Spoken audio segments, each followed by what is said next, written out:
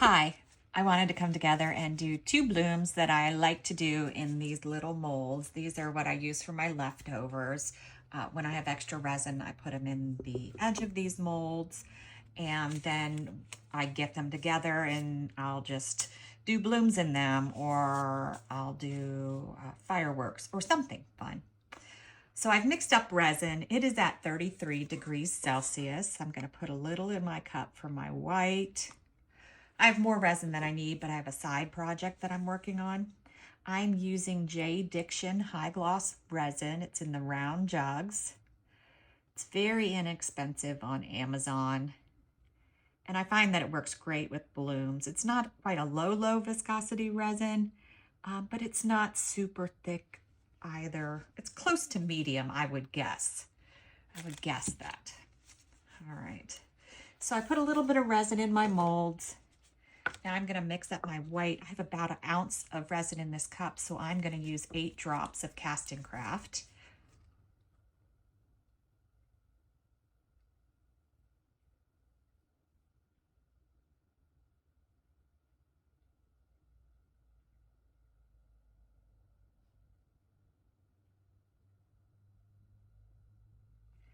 All right.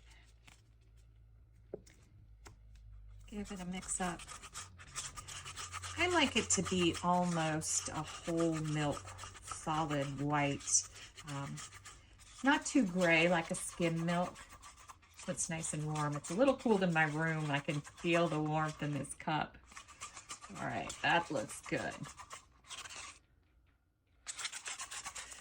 All right, so for my alcohol inks today, I am using Octopus Fluids alcohol inks. This is Lucky Green and this is Lagoon.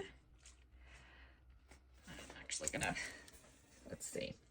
So for these, I like to put the drops in the quadrants, if that makes sense to you, into the 4 things, and then maybe one in the center. It gives you a nice little line to follow. Doesn't have to be perfect.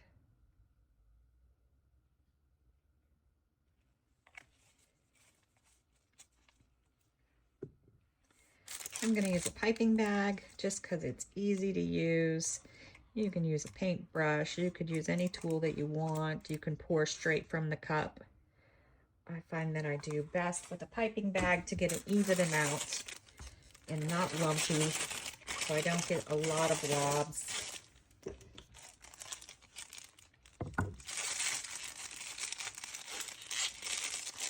Give it a spin. Cut a little bit off the tip. All right, so what I normally do is I use these guiding lines, and I also use my alcohol inks. So I try to circle around the alcohol inks. And I start in the center because if I'm going to draw a line and I get a blob where I start, the line will go through there. So it ends up working out really well. And I just like to do a few little dots. And then usually a dot between these. And then sometimes I'll do like a second circle in there.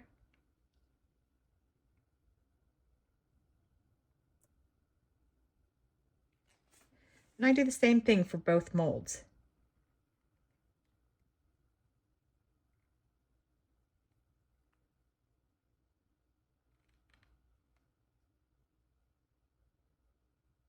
It's just a super, super easy flower.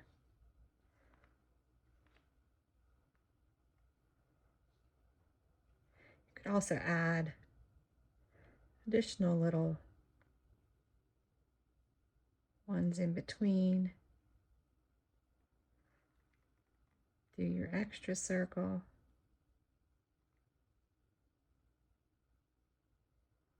Really, you could do whatever you want. All right, set that to the side.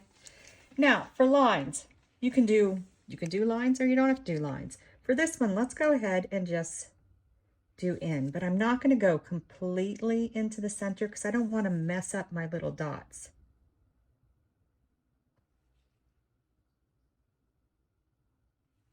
And that's it. I love the way that it looks like little hearts when you do that. I think I'm going to do that for this too. Or you could just leave it like this and not do anything with it. So let's go ahead and leave it like this. Since I'm not drawing lines, I might try to pull where I see there might be blobbies. Doesn't look too bad. Maybe a little blobby. Since I'm not pulling, go ahead and add just a little bit more to this. A couple more dots. All right. And that's it. If I decide to back them with something fun, I'll bring you back for that. If I don't do anything weird or strange with the backing, I just do a solid color. We'll just come back to unmold them. We'll see. All right, we're back. For this one, I was moving these out of my way so I could do something else on my table, and I accidentally tilted this one.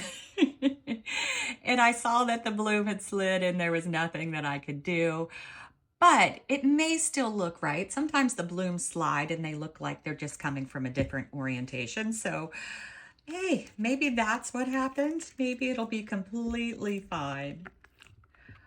Oh, and I just backed these with, where did I do with them? This one is backed with Dianca Porous Prism. I used this for a web effect the other day and loved it, so I backed it with one of that. And then this other backing is Nebula Green, and it was actually one of the colors used in the edge. All right, so here we go. I hope it's not completely ruined. All right, here we go. Oh no, it's not completely. You can see where the dots are sort of going off to the side or up. They're moving a direction versus going towards the center. And that's how you can tell that it moved. But I don't think it's bad. Maybe a darker back. Maybe the back was a little light, but I still like it. It still looks pretty. All right, now for this one.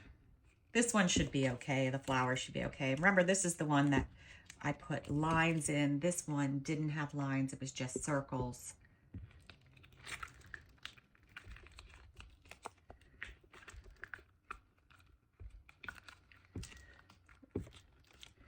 Doesn't want to come out of the mold. It's a little hard.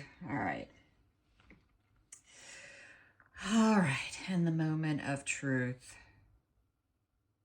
Oh yeah, that looks just like all the other ones I pour, which is good, not bad. It just looks exactly like the other ones.